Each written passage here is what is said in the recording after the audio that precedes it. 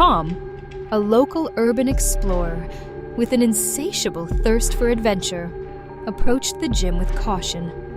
He had heard the rumors of eerie sounds and shadows that danced when no one was there. This place looks even creepier at night, he muttered to himself, pushing open the rusty door.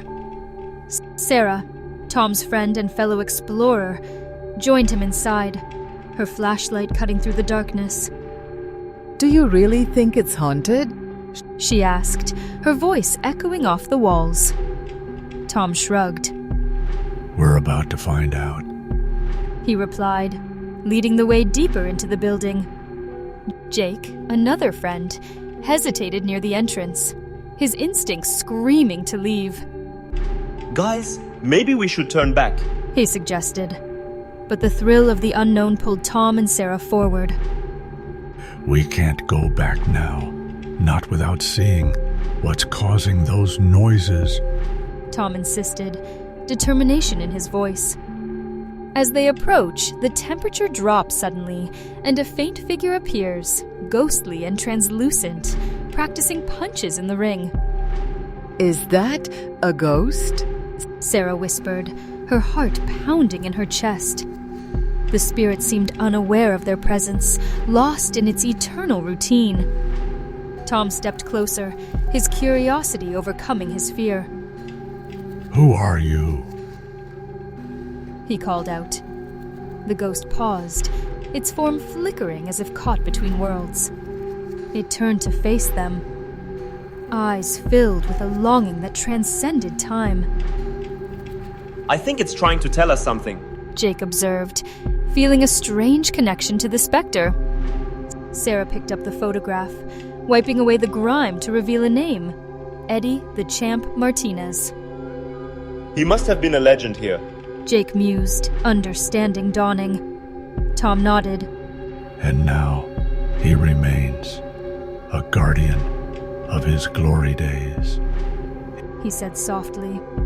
The ghost smiled, a sense of peace settling over the gym as it slowly faded from view, leaving the explorers with a story they would never forget. Mark Thompson, the gym owner, paced nervously across the floor, his footsteps echoing in the silence. He glanced towards the cracked mirror, his own reflection looking back with an air of unease. "Why does it feel like I'm being watched?" he muttered to himself, feeling a chill run down his spine.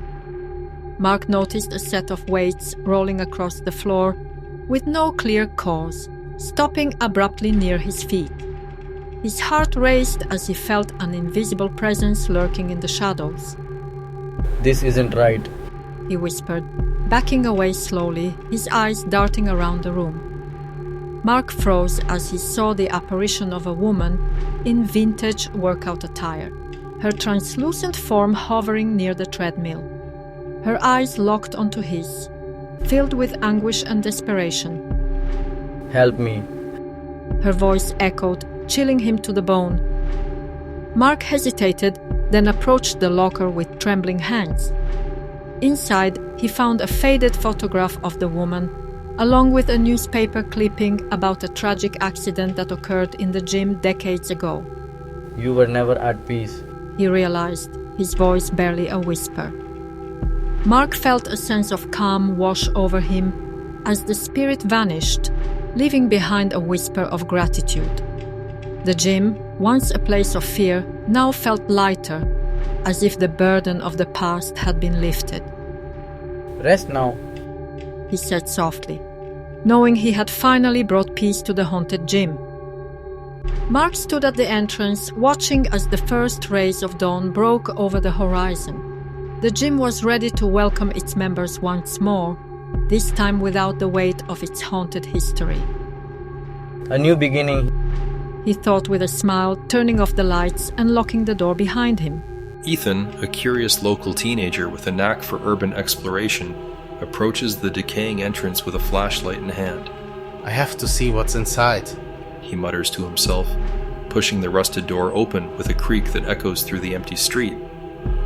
Lila, Ethan's best friend, follows closely behind, her footsteps hesitant. Ethan, are you sure about this? The stories. They say this place is cursed. She whispers, her voice trembling slightly. Ethan kneels beside the ring, curiosity piqued. Look, Lila, there's something under here. He says, reaching to lift the edge of the canvas. Ethan, wait! Lila warns, but it's too late. Ethan shines his flashlight into the abyss below, revealing a staircase descending into darkness. We have to see where this leads. He insists, his voice filled with a mix of fear and excitement. Lila grips Ethan's arm tightly. Ethan, this doesn't feel right. Maybe we should go back. She pleads, her voice echoing in the confined space. The figure turns, revealing hollow eyes and a haunting smile. Welcome to the last place you'll ever explore, it intones, its voice echoing ominously. Ethan looks back at the gym, its windows now dark and silent. Let's never come back here. He breathes, and Lila nods in fervent agreement.